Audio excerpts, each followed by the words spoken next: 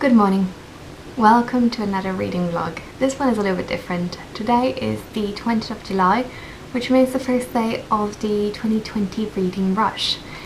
The first time in my life I'm taking part in this. It seems like an interesting and fun opportunity to read some books and talk about them, and I thought why not, let's vlog it. So I'll attempt doing that throughout the week.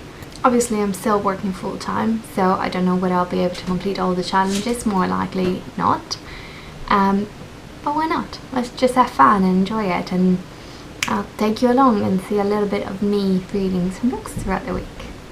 As you've probably seen in the previous clips, I'm currently reading The Enlightenment of the Greengage Tree by Shokoofeh Azar, translated from Farsi by an unknown translator. And this book, I had already started reading this book a couple of days before starting the reading rush, but I thought why not? The title started with V, obviously, so it's one of the challenges, and so far I'm finding it really, I don't know, magical almost. It has some elements of obviously historical fiction, because it is set in Iran after the 1979 revolution. But at the same time it has some elements of magic as well that sort of remind me of Murakami a little bit.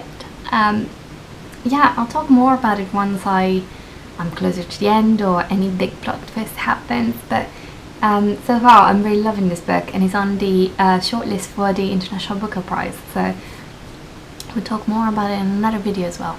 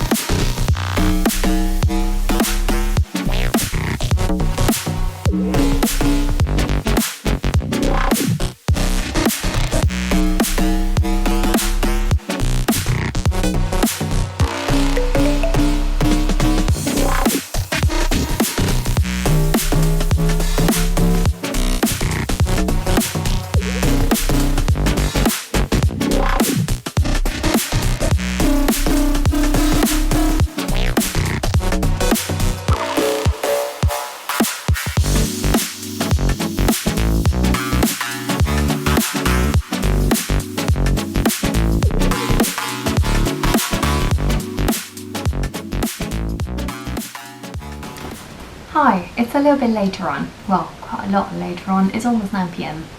I just finished work and I had a shower and I feel nice and relaxed, but I really want to talk about The Enlightenment of the Greengage Tree, which I finished today at around lunchtime, and I'm still sort of thinking about it and taking it in. As I briefly mentioned this morning, this story follows the life of a family in Iran following the revolution in 1979. So it follows the family for decades after that event. There is a tragic happening connected to the revolution itself and the post-revolution and all that. What I find really interesting about this book is that the story is narrated by a dead person, it's narrated by a spirit. So this book has that element of magic, of surreal I don't know, sort of magical realism that sometimes you find in Murakami's novels, for instance. But at the same time, it has elements of very Middle Eastern sort of culture that are very foreign to me as a European person. So it's quite refreshing to sort of read a book like that. In a way, it reminded me of the narration that I saw in The God of Small Things by Arundhati Roy. I know that that obviously is set in India and is written by an Indian author, but in terms of following a family and looking at the various events that lead to key events to happen, with some exposition that you have at the very beginning of the book where you do wonder how the puzzle is sort of going to come together. That reminded me a lot of The God of Small Things, but then, as I said, it's something completely new and very refreshing because it has that element of sort of magic, that element of almost fable, that reminds me a lot of almost, I don't want to say Murakami because Murakami's novels have certain very specific elements throughout his novels or novellas or collections of short stories, but there is something that reminds me a little bit of that. So yeah, it was really a pleasant read. I was so surprised. I went in basically blind. I expected more of a sort of historical fiction novel, and it turned out to be something that I cannot quite describe. And I also love that it introduces a lot of elements that have to do with Muslim religion, because obviously I don't know anything about Muslim religion, and I always appreciate any opportunity that I have to learn about other religions, just because I was brought up religious but I'm not religious myself, and I just find anything that has to do with foreign cultures very fascinating. So this was interesting, and it's interesting to see also how elements of mythology that are foreign to me, like very Muslim mythology, that comes into play in a book that you would think is sort of like an almost contemporary book. So I would recommend this one. As I said, it's on the shortlist for the International Booker Prize, and I'm going to be talking about all the books on the shortlist in a different video, but this one has a little bit of my heart with it. And moving on to what I'm going to read next, I think for today I'm sort of done reading. I'm quite tired, I showered, and I sort of want to relax and think of something else. But I think tomorrow I'm going to start this book, which is Ian McEwan's First Love, Last Rites. I don't know anything about this book. This is the book that I picked for the reading challenge that has to do with the first book you touch, because there is a phone box that has been converted into street library, and last time I went to see it, this was the first one that I touched and picked up, and I thought perfect. It's also not too long, so hopefully I can finish it in one day. But yeah, I was drawn by Ian McEwan because I don't know, I really loved Atonement, and I quite liked Amsterdam, although not as much as the Atonement. That was fantastic. But yeah, high expectations just because I quite like the author, but we'll see what it's about. I don't even want to read the blurb at the back, so I don't want to go in blind.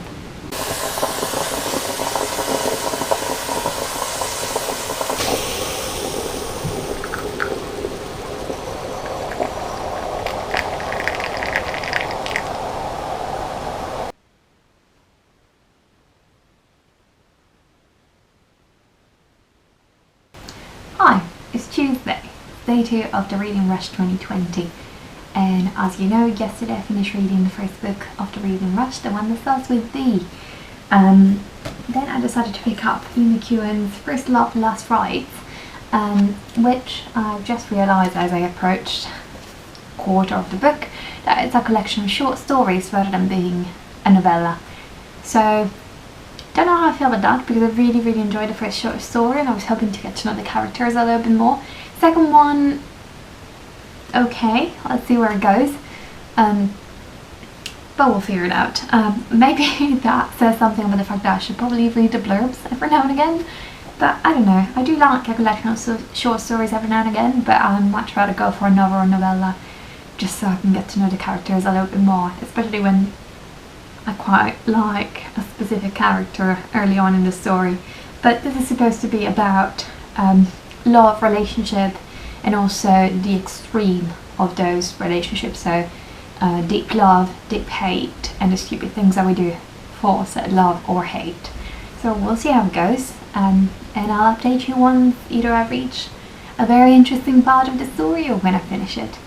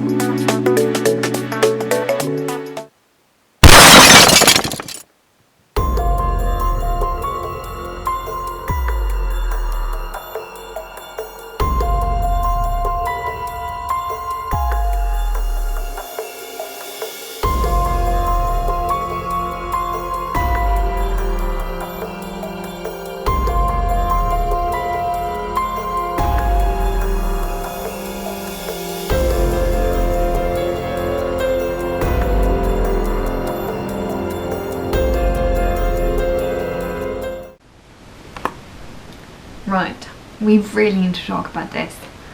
I hope the previous clip filmed my reaction as I was reading it, but I just finished reading the second story in this book. It's called Homemade. And boy, it was gruesome, and it just made me feel so uneasy. I mean, if you want to read it, go ahead and do it, but I do have to say, if you have experienced sexual violence, or if you have a particularly complicated family relationship with your siblings, please do not read it. It was really uncomfortable to read, and I'm lucky enough never to have experienced anything like that, but yeah, it's all left a bad taste in my mouth. I'm hoping there is something a bit happier later in the book, because this one genuinely, I don't know. I mean, nothing wrong with the writing per se, but the story itself, I don't know why. I don't know why it's there. Hello, it's a new day. It's actually Thursday, not Wednesday. Yesterday I decided just to take a day off vlogging, because I was feeling a little bit down. I wasn't feeling great, I wasn't feeling good about myself, I was a little bit stressed about various things. So it was a bit of a busy day, a bit of a day when I didn't feel like talking to anyone, let alone a camera, so just took it off. But I did do a little bit more reading, yes. Not that much, but I read a little bit more of First Love, Last Rites. Now, I am currently on the last story, which is Disguises, sorry. I don't know how I feel about this book, so ignore the mess behind me. So as I mentioned before, this book is a collection of short stories, which is definitely not what I was envisioning when I picked it up. I thought it was just some sort of novella. Moving on from that, these stories are very graphic in a way, and there are some that deal with topics such as sexual abuse, violence on children, pedophilia, abusive relationships and all that. I don't think I was in the right mental state to approach this book, and I just thought it was going to be some sort of romantic story. So it's something that it was my mistake to pick this up and think it was going to be a light read. It's far from it, and that's also why it's taken me so long to read it, because after reading each story I sort of need to take a break and let it sink in.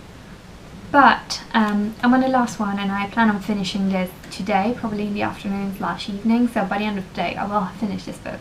But that also made me realise I'm really not in the mood for a short story, and even though I had planned on reading Letters from the Andes, which having a blue cover matches my birthstone because I was born in December, and I think the birthstone is blue sapphire or aquamarine, something like that, something blue. But yeah, I don't feel like this is going to be my next read, so I don't know precisely what I feel like reading or how it fits in the reading rush challenges. But that being said, it's fine. I enjoy reading regardless, and I'm sure you don't particularly care whether I complete a challenge or not, just as long as I talk about the books that I read. I have received an interesting delivery this week. I managed to get my hands on a copy of Tyll by Kehlmann, who is a German author. This book was originally published in German and it has been translated by Ross Benjamin. This book is currently on the shortlist for the International Booker Prize, and it's one of those books that I don't particularly know much about, other than the fact that I know it's a novel, and it has elements of historical novel as well as legends from German culture.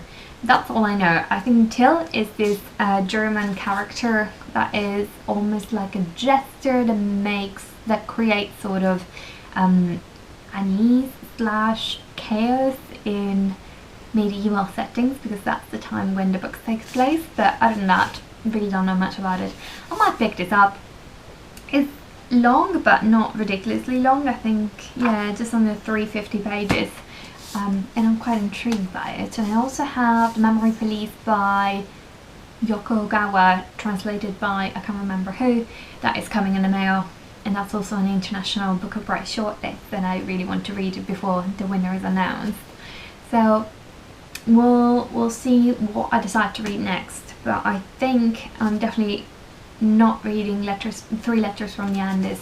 I do have Animal Farm that I really want to reread. I've read this when I was a kid, basically. I think I was 13 or 14.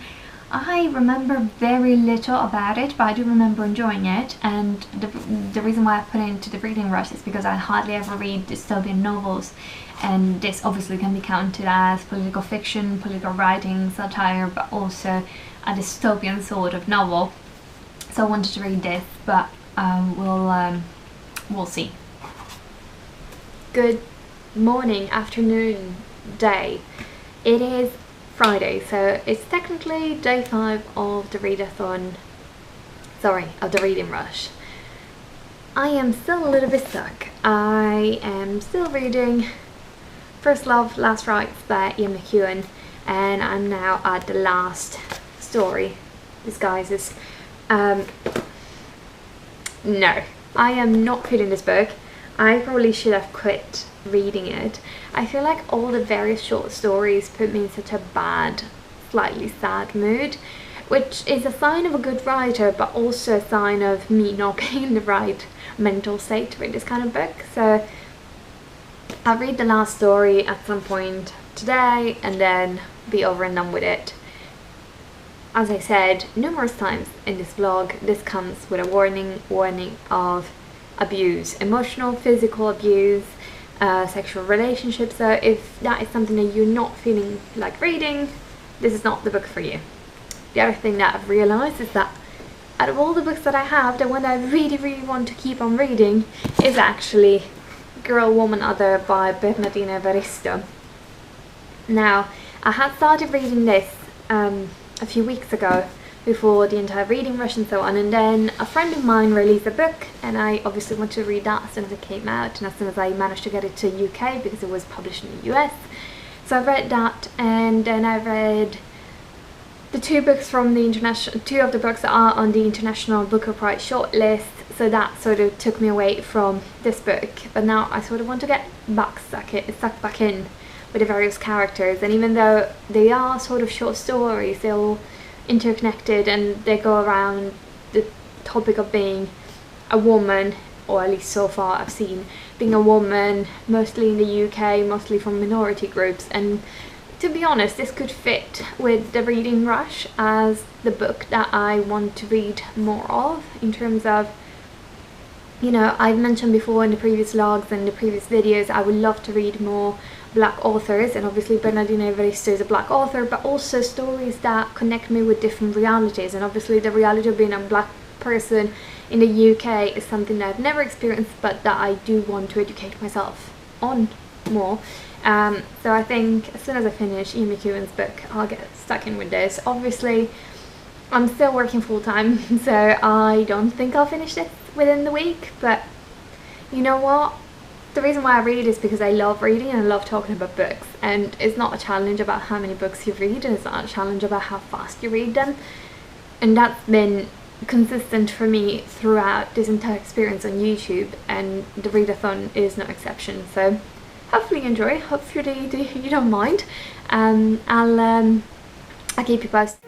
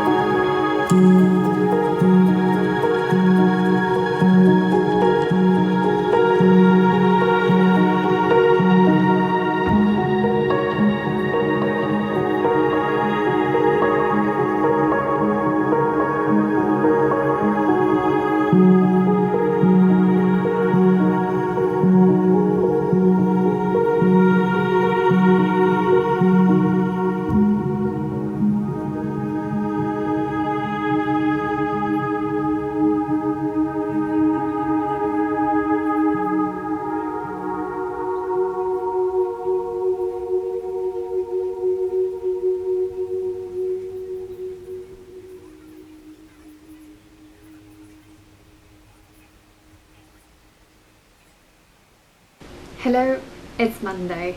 The reading rush has officially finished, and I haven't done that much reading actually, so I just wanted to run you through what I read during this week and why I read what I read. So the first challenge that I decided to take part in was to read a book with a title that starts with the word "the," and that was The Enlightenment of the Greengage tree, which is currently on the shortlist for the International Booker Prize. I absolutely adored that book. It was so well crafted. The writing was really lyrical, almost fable-like, and it genuinely left me a bit emotional at the end. It was such a pleasant read. It is a highly political book, but at the same time it doesn't feel heavily political. You can just sort of read it between the lines without having it right in your face. So it was a really pleasant read. And after that I decided to take part in a challenge, which was read the first book that you touch, and for that I picked up Ian McEwan's First Love, Last Rites. Now this book I found, as I explained probably earlier in the vlog, I found in a public street library where you leave some books and pick some more.